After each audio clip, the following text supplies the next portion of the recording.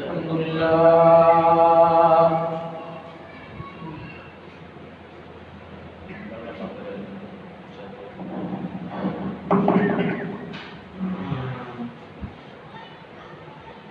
الحمد لله نحمده ونستعينه ونستغفره ونؤمن به ونتوكل عليه ونعوذ بالله من شرور أنفسنا ومن سيئات أعمالنا من يهده الله فلا مضل له ومن يضلله فلا هادي له ونشهد أن لا إله إلا الله وحده لا شريك له وأشهد أن محمدا عبده ورسوله اللهم صل على محمد وعلى آل محمد كما صليت على إبراهيم وعلى آل إبراهيم إنك حميد مجيد اللهم بارك على محمد وعلى آل محمد كما باركت على إبراهيم وعلى آل إبراهيم إنك حميد مجيد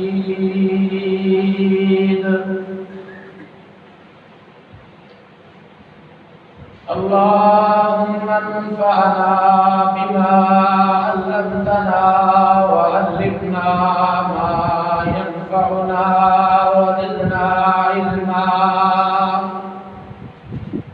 أما بعد فأعوذ بالله السميع العليم من الشيطان الرجيم بسم الله الرحمن الرحيم إنما المؤمنون الذين إذا ذكر الله وجلت قلوبهم وإذا تليت عليهم آياته زادتهم إيمانا وعلى ربهم يتوكلون الذين يقيمون الصلاة ومما رزقناهم ينفقون أولئك هم المؤمنون حقا لهم مغفرة لهم درجات عند ربهم ومغفرة ورزق كريم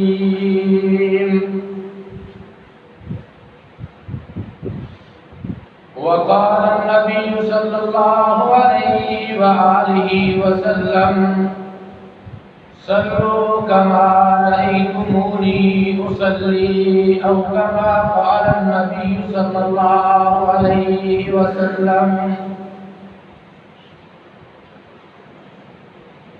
إنما المؤمنون الذين إذا ذكر الله بے شک مومن وہ لوگ ہیں جب ان کے سامنے اللہ کا ذکر کیا جاتا ہے وَجِلَتْ قُلُوبُهُمْ ان کے دل ڈر جاتے ہیں وَإِذَا تُلِيَتْ عَلَيْهِمْ آيَاتُهُ زَادَتْهُمْ إِيمَانًا اور جب ان کے سامنے اس کی آیات کی تلاوت کی جاتی ہے تو ان کا ایمان بڑھ جاتا ہے وَعَلَىٰ رَبِّهِمْ يَتَوَكَّلُونَ اور وہ اللہ کی ذات پر توکل کرتے ہیں الذین یقیمون الصلاۃ، وہ لوگ نمازوں کو قائم کرنے والے ہوتے ہیں، وَمِمَّا رَزَقْنَاهُمْ يُنْفِقُونَ، اور جو کچھ ہم نے عطا فرمایا اس میں سے اللہ کے راستے میں خرچ کرتے ہیں۔ اولئک هم المؤمنون حقا، یہی وہ لوگ ہیں جو پکے اور سچے مومن ہیں۔ لَهُمْ دَرَجَاتٌ عِنْدَ رَبِّهِمْ وَمَغْفِرَةٌ، اور ان کے لیے اللہ کی طرف سے درجات ہیں، مغفرت ہے، وَرِزْقٌ کریم، اور عزت والا رزق ہے۔ فرمایا رسول اللہ صلی اللہ علیہ وسلم نے، صلوا کما رأیتمونی اصلی، اس طرح نماز پڑھو جس طرح مجھے نماز پڑھتے ہوئے دیکھا ہے۔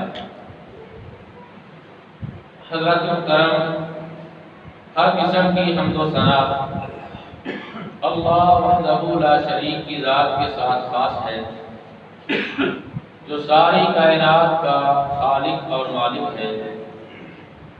درود و سلام امام الحرمین سید الثقلین، امام الکل فخر الرسل، حضرت محمد رسول اللہ صلی اللہ علیہ وآلہ وسلم کی ذات اقدس پر۔ حضرات و حاضرین، حسب وعدہ توفیق اللہ عز و جل، آج کی ہماری ملاقات کا عنوان ہے نماز کے اندر نماز کے متعلقہ جو مسائل ہیں ان میں سے چند مسائل کی نشاندہی۔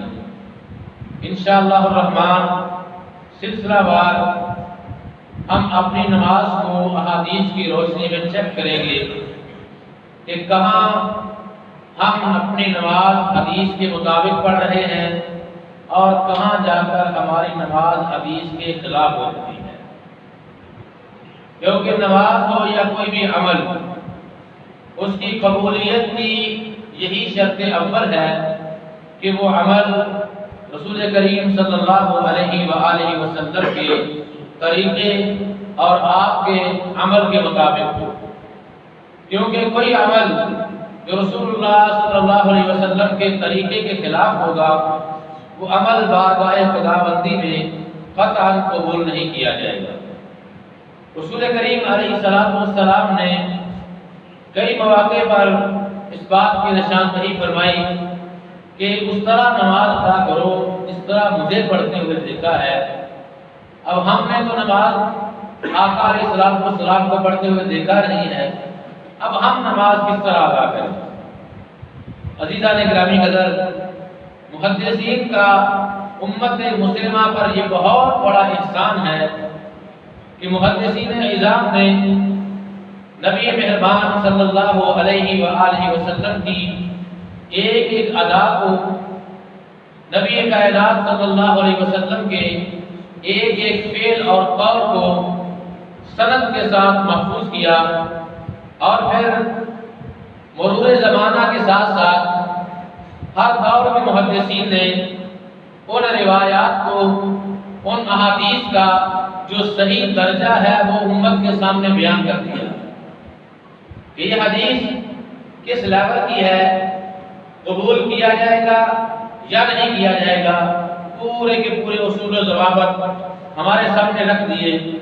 اور پھر محدثین نے نچوڑ نکالا ہے، اصح الکتب بعد کتاب اللہ صحیح البخاری، کہ قرآن مجید کے بعد سب سے صحیح ترین جو کتاب اس زمین کے سینے پر آسمان کے سائے نیچے ہے، اس کتاب کا نام صحیح البخاری ہے، جس کو امام مسلم علیہ رحمہ نے نقل فرمایا ہے۔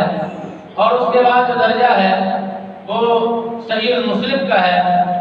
کتب ستہ کے بعد کتب تسعہ اور ہر روایت کے احکامات لگا دیے تاکہ امت کو دین سمجھنے میں آسانی ہو سکے۔ تو ہم انشاءاللہ الرحمن سب سے پہلے اپنی نماز کو صحیح البخاری کی روشنی میں چیک کریں گے، اس کے بعد صحیح المسلم کی روشنی میں چیک کریں گے، کہ ہماری نماز کہاں احادیث کے مطابق ہے اور کہاں احادیث کے مخالف جا رہی ہے۔ سب سے پہلے تو یہ بات سمجھ لینی چاہیے کہ نماز ایمان والے بندے کی علامت ہے۔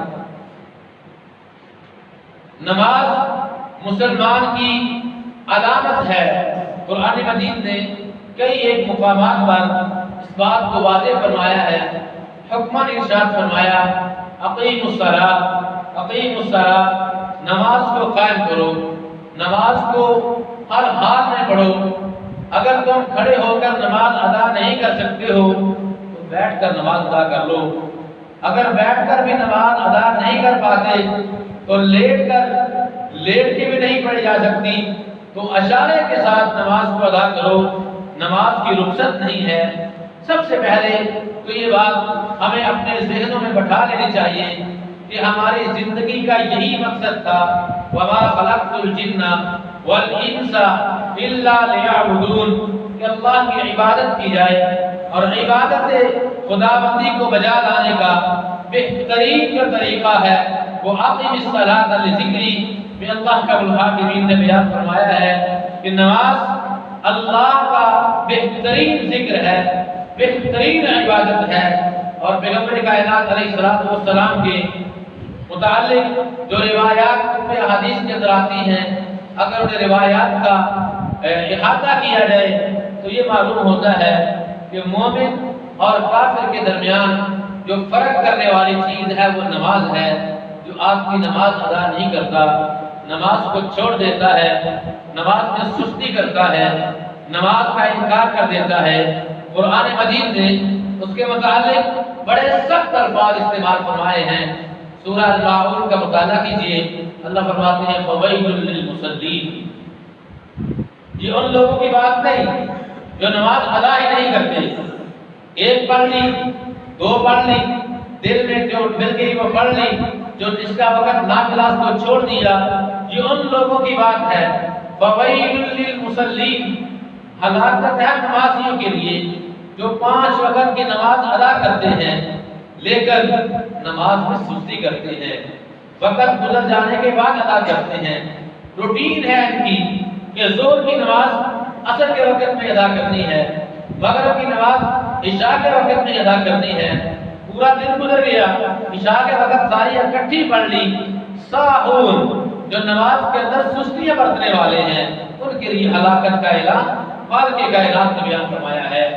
اور جو کہ نماز ادا نہیں کرتا اس کے بارے میں اللہ کا الحاکمین نے نبی زادوں کا تذکرہ کیا ہے، انبیاء کی اولاد کا تذکرہ کیا ہے۔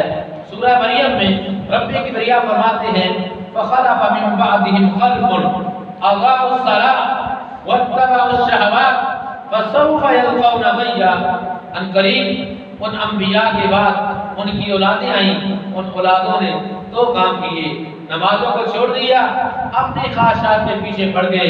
اللہ فرماتے ہیں قریب ہم ان کو جہنم کی غش نامی وادی میں پھینک دیں گے۔ عزیزان گرامی قدر، نماز کی رخصت نہیں ہے۔ اور بالکل یہی بات سردار ابو سفیان نے ہرقل کے دربار میں کہی تھی۔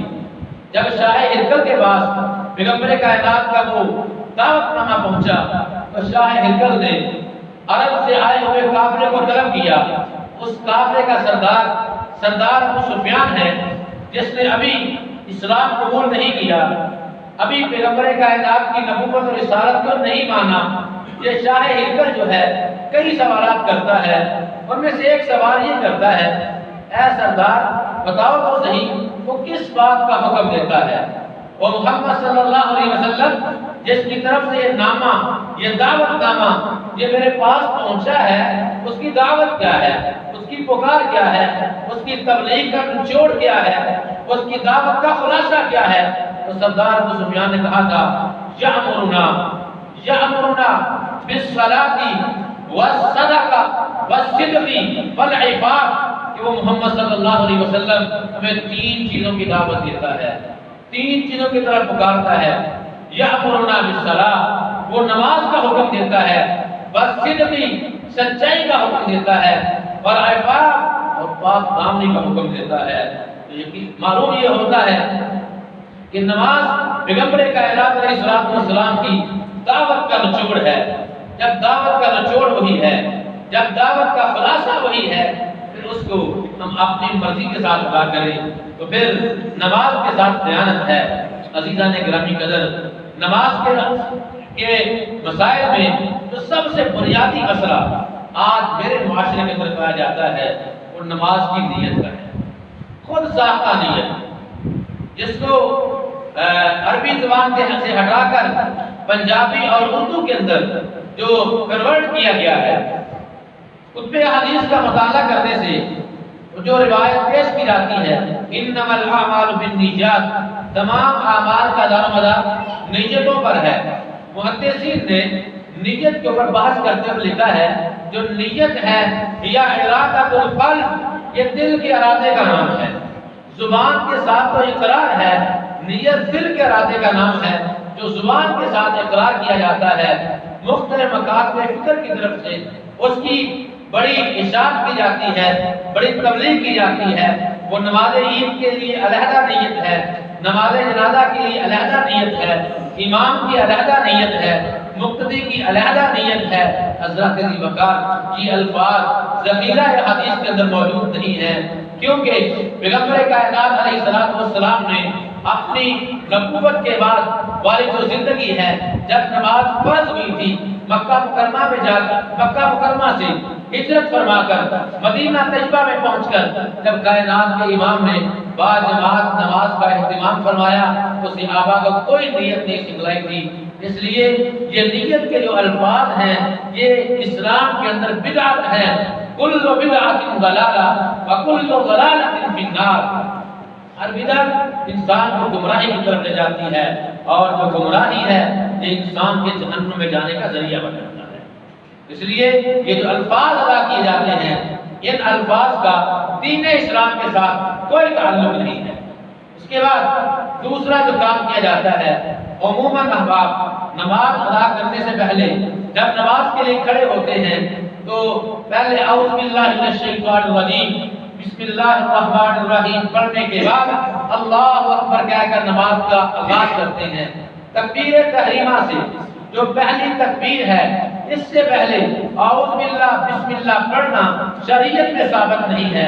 حضرت سیدنا ابو ہریرہ رضی اللہ تعالیٰ عنہ بیان فرماتے ہیں کہ ہم پیغمبر کائنات علیہ السلام کی نماز کو پہچانتے تھے بالتکبیری، جب پیغمبر کائنات بلند آواز سے اللہ اکبر کہتے ہمیں پتہ چل جاتا کہ نماز کا آغاز ہو گیا ہے۔ اور تسلیم کے ساتھ ہم پیغمبر کائنات کی نماز کے اختتام کو پہچانتے جب نبی علیہ السلام السلام علیکم ورحمۃ اللہ فرماتے نماز مکمل ہو جایا کرتی تھی۔ اس لیے نماز شروع کرنے سے پہلے بسم اللہ اعوذ باللہ پڑھنا یہ شرعاً ثابت نہیں ہے، لیکن آج ہمارے بھائی اس کو نماز کا حصہ سمجھتے ہیں۔ تو عزیزان گرامی قدر، نماز کے لیے بنیاد ہے لباس کا ہونا۔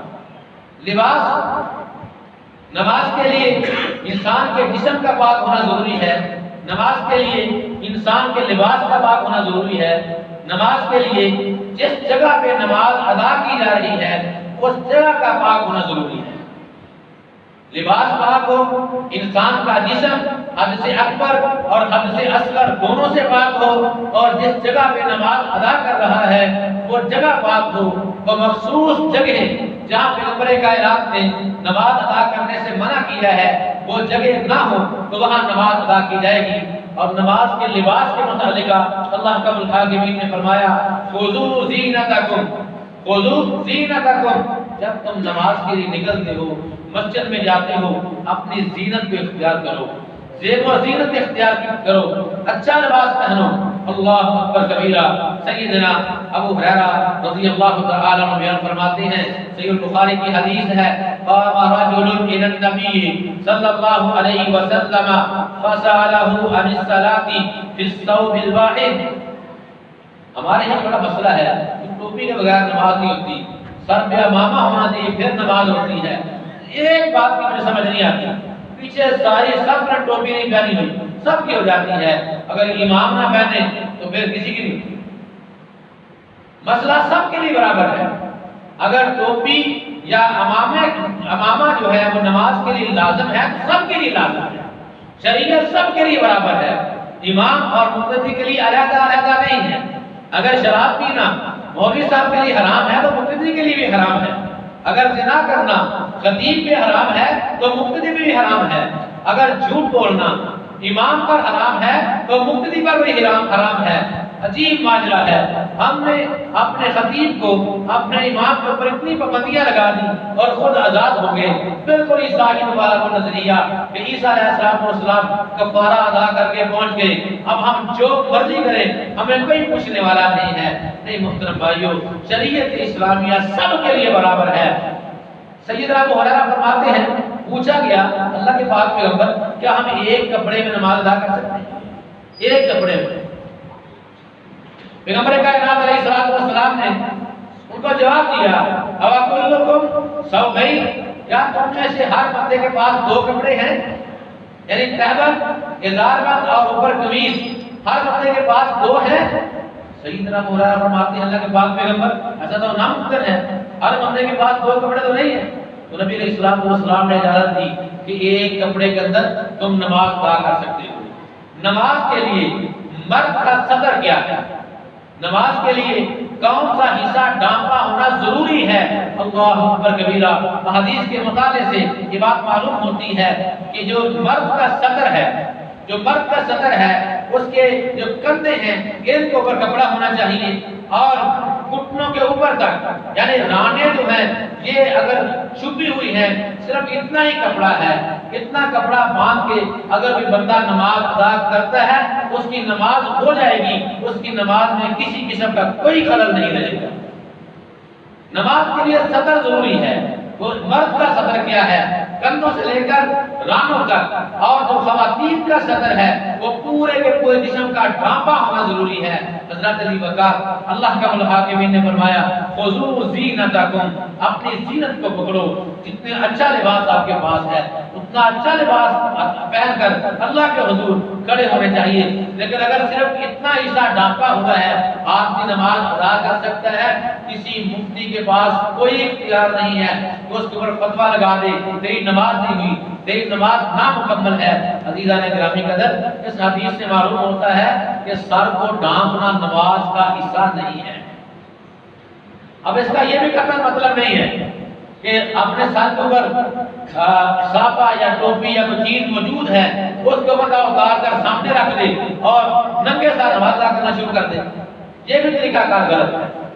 اگر آپ کے سر کے اوپر کوئی چیز ہے تو اچھی بات ہے، لیکن اگر چیز نہیں ہے تو اس کے اوپر فتویٰ نہیں لگ سکتا کہ تیرا سر ننگا تھا تیری نماز نہیں ہوئی، کیونکہ اگر یہی فتویٰ لگے گا تو پیغمبر کائنات علیہ السلام کے زندگی کے کئی ایسے واقعات آئے کہ نبی علیہ السلام نے احرام کی حالت میں احرام میں ٹوپی نہیں ہوتی۔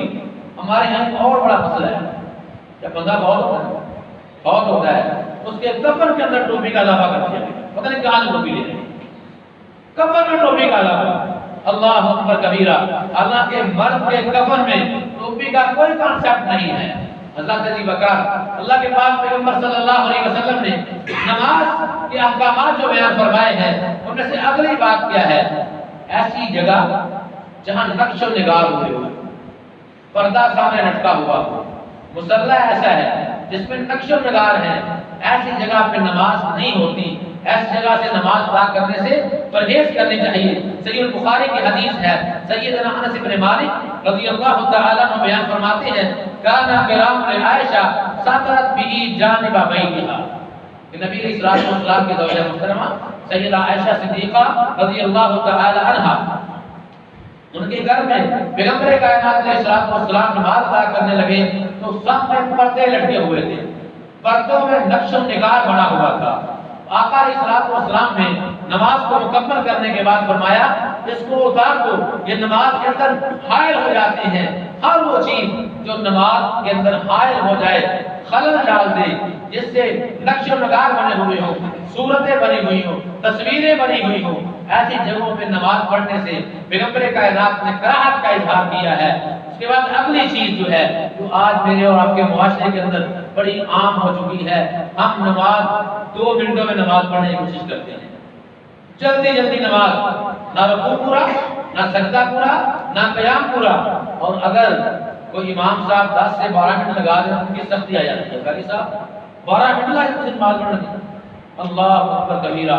آئیے صحیح بخاری کی حدیث میں آپ کو سناتا ہوں، نبی علیہ السلام کے صحابی سیدنا حذیفہ بن یمان رضی اللہ تعالی عنہ بیان فرماتے ہیں، رعا رجلا لا یتم رکوعه ولا سجودا، کہ پیغمبر کائنات علیہ السلام کی زندگی کے بعد میں نے ایک شخص کو دیکھا وہ نماز ادا کر رہا ہے، وہ نماز کے دوران نہ اس کا رکوع پورا ہے، نہ سجدہ پورا ہے، نہ قیام پورا ہے، سپیڈ لگی ہوئی ہے، اور جناب 1 منٹ میں 1 رکعت کو ادا کر دیتا ہے۔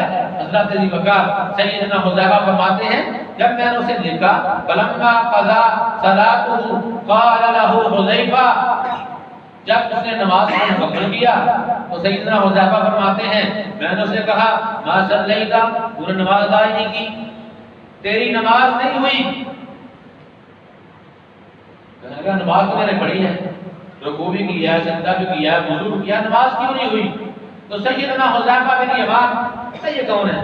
ان کو صحابہ کرام صاحب السر رسول اللہ صلی اللہ علیہ وسلم کے لقب سے یاد فرمایا کرتے تھے۔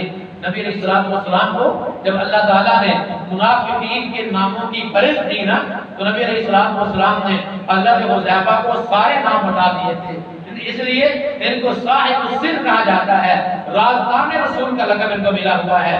حضرت حذیفہ فرماتے ہیں ما صلیت، تو نے نماز ادا نہیں کی۔ کہنے لگا جی کیوں نماز ادا نہیں کی؟ سیدنا حذیفہ فرماتے ہیں جتنی تیزی کے ساتھ تو نے نماز ادا کی ہے، نہ رکوع پورا تھا، نہ سجدہ پورا تھا، مجھے اللہ کی قسم ہے لو مت علی غیر سنت محمد صلی اللہ علیہ وسلم، اگر تو اسی طرح کی نمازیں ادا کرتا کرتا فوت ہو گیا، مجھے اللہ کی قسم ہے تو سنت نبی میں نہیں، ملت رسول میں فوت نہیں ہوا، کسی اور دین کے اوپر تو تیری موت باقی ہوگی۔ یہ سخت وعید ہے۔ نماز کو ٹھہر کر سکون کے ساتھ، جو نماز کے الفاظ ہیں، جو نماز کا جو طریقہ ہے، اس طریقے کے مطابق پڑھی جائے۔ حضرت ابی بکر نماز میں ایک اور مسئلہ جو ہماری طرف ہم اس کے اندر بڑی خدائی کر لیتے ہیں، جب ہم نماز پڑھنے کے لیے کھڑے ہوتے ہیں ہم صحیح طریقے سے قبلہ رخ نہیں ہوتے۔ آپ کہیں جی قبلہ رخ تو ہوتے ہیں، ہمارا چہرہ مبارک بالکل قبلے کی طرف ہوتا ہے، لیکن ہمارے پاؤں قبلے کی طرف نہیں ہوتے۔ چہرہ قبلے کی طرف ہوتا ہے، پاؤں قبلے کی طرف نہیں ہوتے۔ جان بوجھ کے ہم نہیں کرتے، ہماری عادت بنی ہوئی ہے، شروع سے لے کر ہم نے کبھی قبلے کی طرف پاؤں کرنے کی کوشش ہی نہیں کی۔ قبلے کی طرف پاؤں کرنا یہ نماز کا حصہ ہے، کیونکہ پیغمبر کائنات علیہ السلام نے جو سخت بندی کے اصول بیان فرمائے ہیں، جب تک بندہ قبلے کی طرف اپنے قدم نہیں کرے گا اتنی دیر تک اس طریقے کے مطابق سخت بانی نہیں۔ قبلے کی طرف منہ کر کے نماز کو ادا کرنا ہے۔ اب مسئلہ یہ ہے کہ آج نے نماز ادا کر دی، اسے پتہ ہی نہیں چلا کہ قبلہ کس طرف، جان بوجھ کے نہیں، اس نے پوری کوشش کی، لوگوں سے پوچھنے کی کوشش کی، وہ قبلے کی سمت کو متعین نہیں کر سکا، اسے پتہ ہی نہیں چلا کہ اب میں کس طرف منہ کر کے نماز ادا کروں۔ پھر اس نے اپنے اتحاد سے کسی طرح منہ کر کے نماز ادا کر لی، اس کی نماز ہو جائے گی۔ بعد میں پتا چلا کہ تو نے تو غیر قبلے کی طرف نماز ادا کی ہے۔ اس حوالے سے دو موقف ہیں، ایک موقف تو یہ ہے کہ اس نے نماز کو دوبارہ لوٹایا جائے، وہ دوبارہ نماز ادا کرے، لیکن جمہور علماء کا موقف یہی ہے کہ اس نے ادا کر لی ہے، ہو گئی ہے۔ وَفَوَلِّ وَجْهَكَ شَطْرَ الْمَسْجِدِ الْحَرَامِ، آدمی جس طرف بھی منہ کر کے نماز ادا کرے ادھر ہی اللہ کا الحاکمین کا چہرہ آدمی پالے گا۔ عزیزان گرامی قدر، اس کے بعد نماز کے حوالے سے ہمارے ہاں عموماً ایک اور بڑی غلطی پائی جاتی ہے، وہ جب ہم اقامت کہتے ہیں تو اقامت کے الفاظ کے اندر جو ہے وہ ہم زیادتی کرتے ہیں، دوہری اقامت کہی جاتی ہے۔ اس طرح اذان مکمل، اس طرح اقامت مکمل۔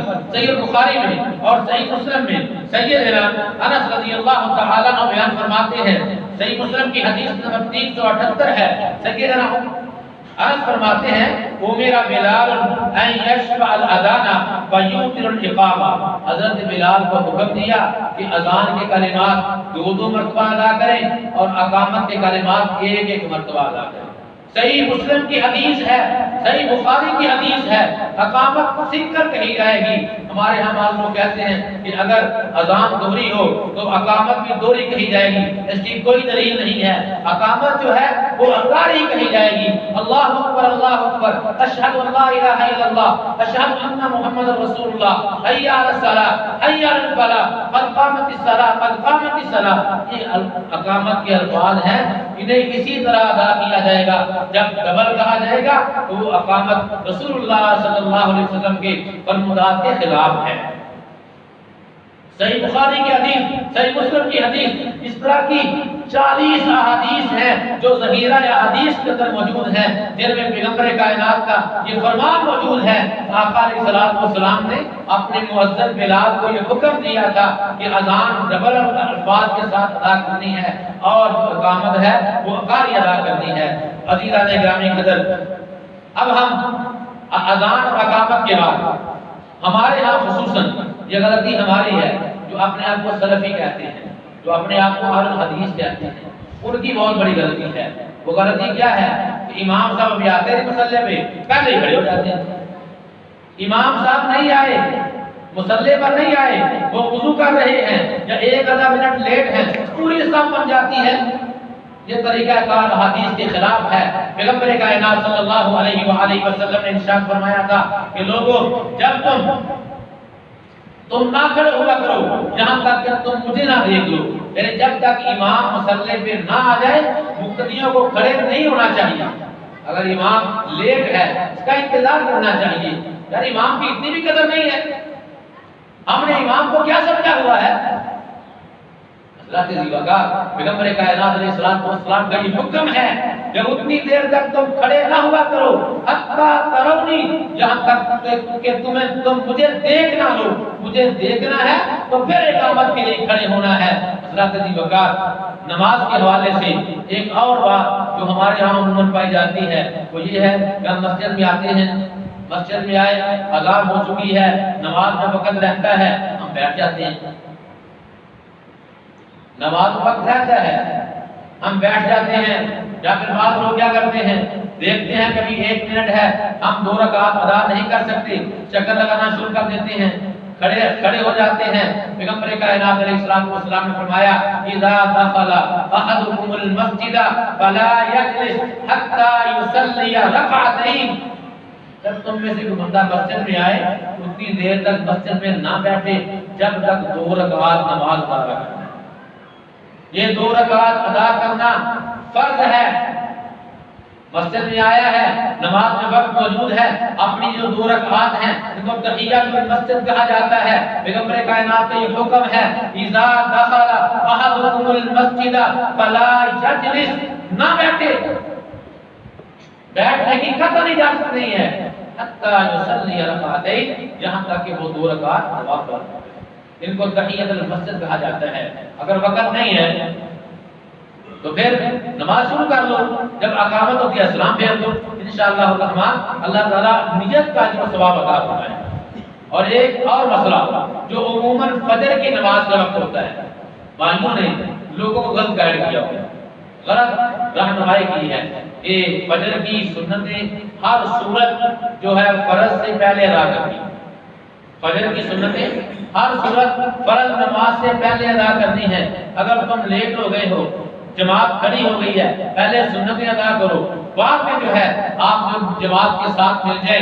صحیح بخاری میں حدیث ہے، صحیح مسلم میں حدیث ہے، نبی علیہ الصلوۃ والسلام نے ارشاد فرمایا تھا اللہ اکبر کبیرہ اذا اقیمت الصلاۃ فلا صلاۃ الا المکتوبہ، جب فرض نماز کھڑی ہو جائے پھر نفل نماز نہیں ہے۔ جہاں تک فرض نماز کی آواز جا رہی ہے، آدمی مسجد میں ہار میں کھڑا ہے، نماز کے لیے نماز ادا ہو رہی ہے، با جماعت نماز کھڑی ہے، باہر سے آیا ہے تو باہر برآمدے میں پڑھ لیتا ہوں، میں کون سا اندر پڑھ رہا ہوں۔ یہ بالکل وہی بات ہے کہ جمعے پر دن ہم کنڈیاں لگا لیں گے، ہفتے والے دن مچھلیاں پکڑیں گے نہیں، اتوار والے دن پکڑ لیں گے۔ اللہ فرماتے ہیں وَلَقَدْ عَلِمْتُمُ الَّذِينَ اعْتَدَوْا مِنكُمْ فِي السَّبْتِ فَقُلْنَا لَهُمْ كُونُوا قِرَدَةً خَاسِئِينَ۔ اللہ کو دار لگانے کی کوشش کرتے ہیں، يخادعون الله والذين آمنوا وما يخدعون إلا أنفسهم، اللہ کو دار لگاتے ہو، حضرات ذی وقار پیغمبر کائنات کا فرمان کیا ہے کہ جب نماز فرض کھڑی ہو جائے تم جس بھی حالت میں ہو، جس حالت میں بھی ہو، اسی وقت اپنی نماز کو سلام پھیر کے مکمل کر دو، نماز کے ساتھ مل جاؤ۔ پیغمبر کائنات علیہ السلام نے فرمایا کاش تمہیں پتہ چل جائے کہ تکبیر اولیٰ کے ساتھ نماز پڑھنے کا اجر و ثواب کتنا ہے، اگر تم پاؤں پہ نہ بھی چل سکو، تمہیں ریگ کر آنا پڑے، تم پھر بھی مسجد جاؤ۔ ایک ہمیں مسجد میں رہ کر سنتوں کے پیچھے پڑے ہوئے ہیں اور تکبیر اولیٰ کو چھوڑ دیتے ہیں۔ جب نماز کھڑی ہو جائے، فجر کی ہو، ظہر کی ہو، عصر کی ہو، مغرب کی ہو، عشاء کی ہو، کوئی بھی نماز جب فرض کھڑی ہو جاتی ہے تو کوئی نفل نماز نہیں ہے، جس حالت میں بندہ ہو اسی حالت میں اپنی نماز کو السلام علیکم ورحمۃ اللہ کہہ کر مکمل کر لینا چاہیے اور باجماعت تکبیر تحریمہ کے ساتھ مل کر اپنی نماز کو ادا کرنا چاہیے۔ نماز کے حوالے سے ایک بہت اہم مسئلہ وہ یہ ہے کہ نماز کا وقت کیا ہے۔ اللہ کا الحاکم نے فرمایا ان الصلاۃ کانت علی المؤمنین کتابا موقوتا، اللہ کا الحاکم نے نماز کو اس کے وقت کے اوپر فرض کیا ہے۔ صحیح بخاری صحیح مسلم میں حدیث موجود ہے، سیدنا جبریل امین 2 دن نبی علیہ السلام کی خدمت میں حاضر ہوئے، نماز کے اوقات بتائے۔ ایک دن نماز پہلے وقت میں پڑھائی، دوسرے دن نماز آخری وقت میں پڑھائی اور فرمایا ان 2 وقتوں کے درمیان تمہارا وقت ہے، اور ترغیب دلا دی ایو الصلاۃ افضل الصلاۃ الی اللہ، اللہ کے نزدیک جو افضل ترین نماز ہے یہ افضل وقت ہے، اس کے افضل وقت پر ہے۔ اب نماز کا اول وقت کون سا ہے؟ صحیح مسلم کی حدیث نمبر 173 ہے، سیدنا عبداللہ بن عمر بن عاص رضی اللہ تعالی عنہ بیان فرماتے ہیں رسول کریم علیہ السلام نے فرمایا وقت الظہر اذا زالت الشمس، جب سورج زائل ہو جاتا ہے، زوال کا وقت ختم ہو جاتا ہے، ظہر کا وقت شروع ہو جاتا ہے۔ وَكَانَ ظِلُّ الرَّجُلِ كَطُولِهِ، کسی چیز کا کسی فرد کا جو سایہ ہے اس کے قد کے برابر جب ہو جاتا ہے اتنی دیر تک ظہر کی نماز کا وقت ہے۔ زوال شمس سے لے کر زوال کے بعد سے لے کر جب تک کسی چیز کا سایہ اس کے برابر ہو جاتا ہے اتنی دیر تک ظہر کی نماز کا افضل وقت ہے۔ اس طرح فرمایا وقت العصر ما لم تصفر الشمس، اور جو عصر کا وقت ہے وہ تب تک ہوتا ہے جب تک سورج گرد نہ ہو جائے۔ وقت المغرب ما لم یغب الشفق، اور مغرب کا وقت وہ ہے جب تک سرخی غروب نہ ہو جائے۔ جب سورج غروب ہوتا ہے اس کے بعد آسمان پر سرخی پھیل جاتی ہے، اور سرخی کا جو وقت ہے جتنی دیر تک سرخی رہتی ہے اتنی دیر تک مغرب کا وقت رہتا ہے۔ وقت العشاء الی نصف اللیل، عشاء کا وقت آدھی رات تک رہتا ہے۔ وقت الفجر حتی تطلع الشمس، اور فجر کا وقت ہے، فجر کی نماز کا وقت طلوع فجر سے لے کر یہاں تک کہ طلوع شمس ہو جائے، سورج طلوع ہونے تک وقت رہتا ہے۔ اب سوال یہ ہے کہ آدمی سو گیا ہے، ظہر کی وقت نماز ہے، عصر کی نماز ہے، مغرب کی نماز ہے، نماز کا وقت ہوا، نیند آ گئی، سو گیا، اب وہ کیا کرے؟ اللہ اکبر کبیرہ۔ بعض لوگ کہتے ہیں نماز قضا کرو، ابھی وقت ہے، قضا کر کے ادا کر لینا۔ بھائیو نہیں، پیغمبر کائنات علیہ السلام کا فرمان صحیح بخاری صحیح مسلم میں موجود ہے۔ آقا علیہ السلام ایک غزوے سے واپس تشریف لا رہے تھے، تھکے ہوئے تھے، صحابہ سے عرض کیا، صحابہ سے کہا اے میرے صحابہ آپ آرام فرمائیں، اور جناب بلال رضی اللہ تعالیٰ عنہ کی ڈیوٹی لگا دی کہ میں بھی سونے لگا ہوں، نماز کے وقت ہمیں جگا لیں۔ سیدنا بلال فرماتے ہیں میں نے کہا ٹھیک ہے آپ سو جائیں، سارے صحابہ سو گئے، پیغمبر کائنات بھی سو گئے، فرماتے ہیں میری بھی آنکھ لگی میں بھی سو گیا، جس طرح جمعے میں سو جاتے ہیں۔ ہم شاید جمعہ سونے کے لیے آتے ہیں، ہم سو جائیں بس پتہ نہیں، آکاش کے میں پتہ چل جائے کتنی بابرکت مجلس ہوتی ہے۔ اللہ اکبر کبیرہ۔ سیدنا بلال فرماتے ہیں میں بھی سو گیا، سارے صحابہ سو گئے، پیغمبر کائنات علیہ السلام بھی سو گئے، حتیٰ کہ صبح طلوع ہو گیا، اور طلوع ہوا کہ اس کی کرنوں کی تپش سے ہماری جاگ کھلی۔ جب ہماری آنکھ کھلی تو نبی علیہ السلام نے حکم دیا بلال اذان کرو۔ میں نے اذان پڑھی، نبی علیہ الصلوۃ والسلام نے بعد نماز کروائی۔ مسئلہ کیا ہوتا ہے کہ آدمی سویا ہوا ہے، جب بھی اسے جاگ آئی ہے وہی اس کی نماز کا وقت ہے، اسی وقت نماز ادا کرے۔ یہ نہیں ہے کب صبح شروع ہو گیا ہے، اب قضا ہو گئی ہے، زور کے ساتھ ادا کریں گے یا کل ادا کر لیں گے۔ کل کس نے دیکھا ہے؟ سونے تک تو معافی ہے، جاگ آ گئی اب معافی ختم ہو گئی، فرض ہے اس کو ادا کرنا چاہیے۔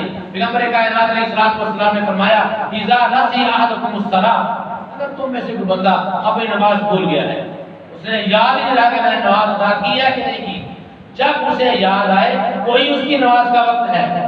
اسے یاد آیا کہ میں نے نماز ابھی ادا نہیں کی، جب اسے یاد آیا ہے اسی وقت نماز ادا کرے، کیونکہ نماز ادا کرنے کے بغیر گزارا نہیں ہے۔ بڑی حیرانی آتی ہے لوگوں پہ جو نہ فجر پڑھتے ہیں، نہ ظہر پڑھتے ہیں، نہ مغرب پڑھتے ہیں، نہ عشاء پڑھتے ہیں، اور پھر نہ رات کو بڑی ڈٹائی کے ساتھ سو جاتے ہیں۔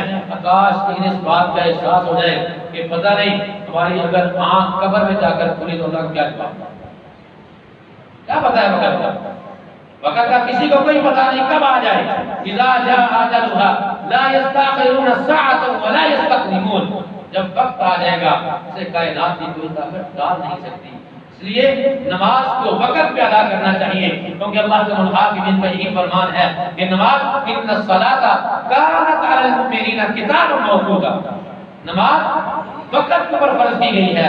حضرت علی وقاص نماز کے حوالے سے ایک اور بڑی جو ہم غلطی کر دیتے ہیں وہ کیا ہے، امام صاحب نماز پڑھا رہے ہیں اور ہم وضو کر رہے ہیں، دیکھا کہ امام صاحب کی ایسی صورت پڑھ جو ہمیں آتی ہے، اب ہم سوچ رہے ہیں کہ اب امام صاحب رکوع میں جانے ہی والے، ہم دوڑ لگا لیتے ہیں، دوڑ لگاتے ہیں تاکہ ہم رکعت کو پا لیں۔ حضرت ذی وقار سیدنا ابو ہریرہ فرماتے ہیں سمعت رسول اللہ صلی اللہ علیہ وسلم، میں نے پیغمبر کائنات سے سنا اذا اقیمت الصلاۃ فلا تأتوها تسعون، اگر تم دیکھو نماز کھڑی ہو گیا دوڑ کے نہ آؤ، سکون سے آؤ، وَأَتُوهَا تَمْشُونَ، سکون سے آؤ، سکون سے آؤ، وَعَلَيْكُمُ السِّكِينَةُ فَمَا أَدْرَكْتُمْ فَصَلُّوا وَمَا فَاتَكُمْ فَأَتِمُّوا، جو تم امام کے ساتھ پاتے ہو اس کو نماز امام کے ساتھ ادا کر لو، جو رہ جاتی ہے اس کو بعد میں ادا کر لو، دوڑنے کی کیا ضرورت پڑی ہے؟ اس لیے نماز کے لیے سکون کے ساتھ آرام کے ساتھ آنا ہے، دوڑ نہیں لگانی، کیونکہ آدمی دوڑ کر آتا ہے اس کو رسول اللہ صلی اللہ علیہ وسلم نے مکروہ جانا ہے۔ عزیزان گرامی قدر، یہ چند مسائل ہیں جن کو ہم نماز کے اندر، نماز سے پہلے ہم ان کے اندر کوتاہی کرتے ہیں۔ آئیے اپنی نماز شروع کرنے سے پہلے یہ جو مسائل ہیں ان کو سمجھیے، اللہ کا الحاکمین ہمیں قرآن و سنت کا فہم عطا فرمائے۔ سبحان ربک رب العزۃ عما یصفون وسلام علی المرسلین والحمد للہ۔